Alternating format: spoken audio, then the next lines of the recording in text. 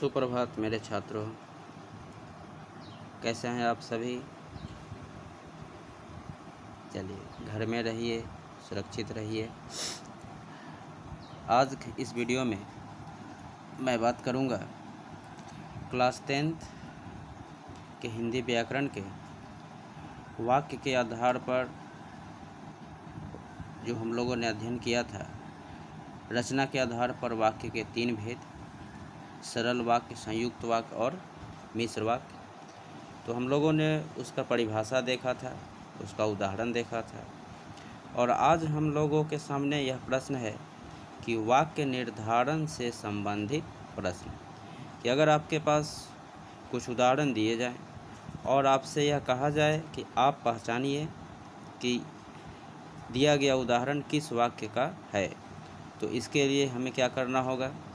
इसके लिए सबसे पहले आपको सरल वाक्य, संयुक्त वाक्य और मिश्र वाक्य का परिभाषा बहुत अच्छे तरीके से याद रखना होगा और उसकी पहचान कि आखिर कौन सा ऐसा शब्द है, कौन ऐसा चिन्ह है जिसके कारण हम यह पहचान पाते हैं कि सरल वाक्य कौन है, संयुक्त वाक्य कौन है और मिश्र वाक्य कौन है।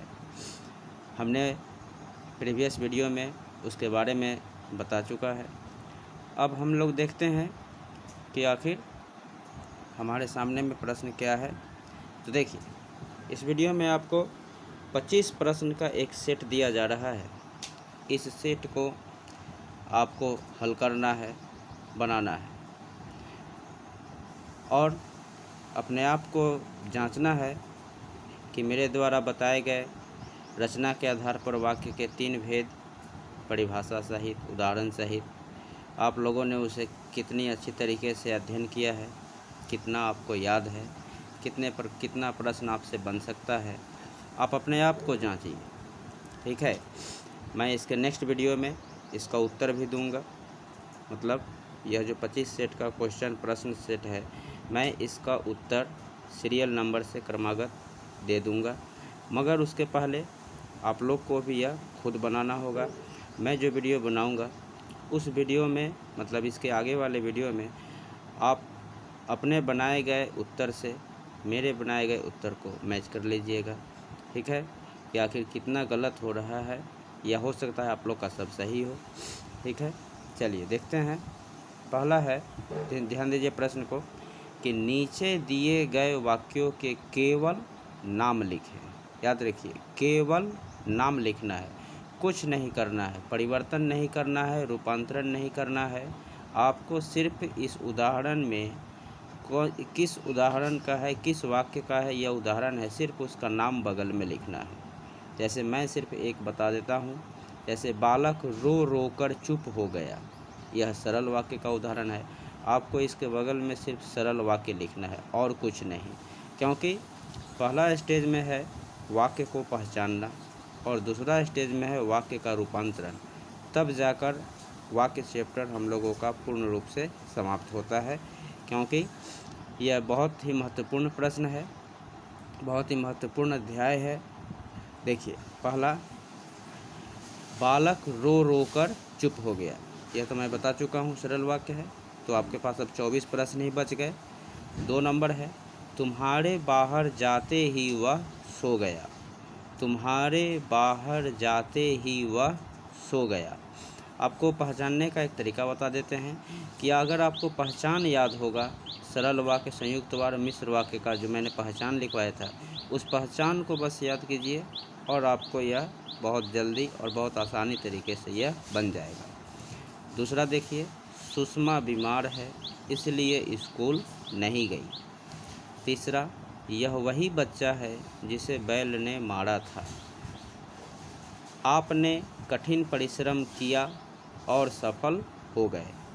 आपने कठिन परिश्रम किया और सफल हो गए। 6 नंबर, सूर्योदय हुआ और पक्षी बोलने लगे। 7, जो व्यक्ति स्वावलंबी होते हैं, मतलब जो आत्मनिर्भर होते हैं, जो व्यक्ति स्वावलंबी होते हैं वे सदा सुखी रहते हैं। 8 है, उसने झूठ बोला इसलिए दंड पाया। आगे, वह फल खरीदने के लिए बाजार गया। 10, कठोर बनो परंतु सहृदय रहो। यह आपको पिछले साल ये प्रश्न आया था, कठोर बनो परंतु सहृदय रहो। कुछ प्रश्न ऐसे होते हैं वाक्य से संबंधित जो हर 1 साल 2 साल में उसे उलट फेर करके पूछ दिया जाता है। क्या था क्वेश्चन? कठोर बनो परंतु सहृदय रहो। 11 है, रात हुई और आकाश में तारों का मेला लग गया। 12 है, जो विद्यार्थी परिश्रमी होता है वह अवश्य सफल होता है।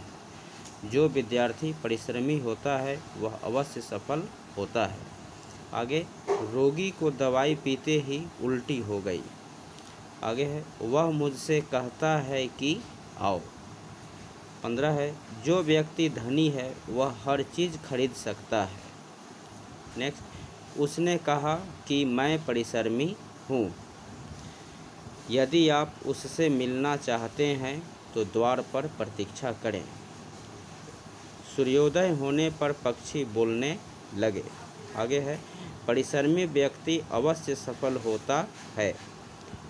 नेक्स्ट है, कठोर होकर भी सहृदय बनो। ध्यान दीजिए, यह इस प्रकार का प्रश्न अभी ऊपर हम लोगों ने देखा था, कठोर बनो परंतु सहृदय रहो, और यहाँ है कठोर होकर भी सहृदय बनो। दैट मीन्स यह किसी और वाक्य का उदाहरण होगा और यह किसी और वाक्य का उदाहरण होगा। 21 नंबर, उसने स्वयं को परिश्रमी कहा। उसने स्वयं को परिश्रमी कहा। 22, वह मुझे आने के लिए कहता है। वह मुझे आने के लिए कहता है। 23 है, स्वावलंबी व्यक्ति सदा सुखी रहते हैं। ध्यान दीजिए, स्वावलंबी व्यक्ति सदा सुखी रहते हैं। अभी ऊपर हम लोगों ने देखा था, जो व्यक्ति स्वावलंबी से संबंधित एक प्रश्न था, देखते हैं। रोगी को दवाई पीते ही नहीं, वह मुझसे कहता है, ये भी नहीं। परिश्रमी व्यक्ति कठोर होकर भी सहृदय बनो। अच्छा, चलिए देखते हैं। स्वावलंबी व्यक्ति सदा सुखी रहते हैं। झूठ बोलने पर उसने दंड पाया। और अंत में है, आप अंदर जाइए और बैठ जाइए। अभी हम लोगों ने स्वावलंबी से संबंधित एक प्रश्न ऊपर देखा था। 1 मिनट हम देख लेते हैं। देखिए, जो व्यक्ति स्वावलंबी होते हैं वे सदा सुखी रहते हैं। और हमारे सामने दूसरा है कि स्वावलंबी व्यक्ति सदा सुखी रहते हैं, मतलब यह किसी और वाक्य का उदाहरण होगा और यह किसी और वाक्य का उदाहरण होगा। तो आपको यह बनाना है और मैं नेक्स्ट वीडियो में इसका उत्तर भी लिखूंगा 1 से लेकर 25 तक का, ठीक है। और फिर आप बड़ी ईमानदारी से खुद ही मिलाइएगा कि कितना आप लोगों से बन पाया है। और उसके बाद नेक्स्ट वीडियो में हम लोग वाक्य का रूपांतरण सीखेंगे। तब तक के लिए धन्यवाद।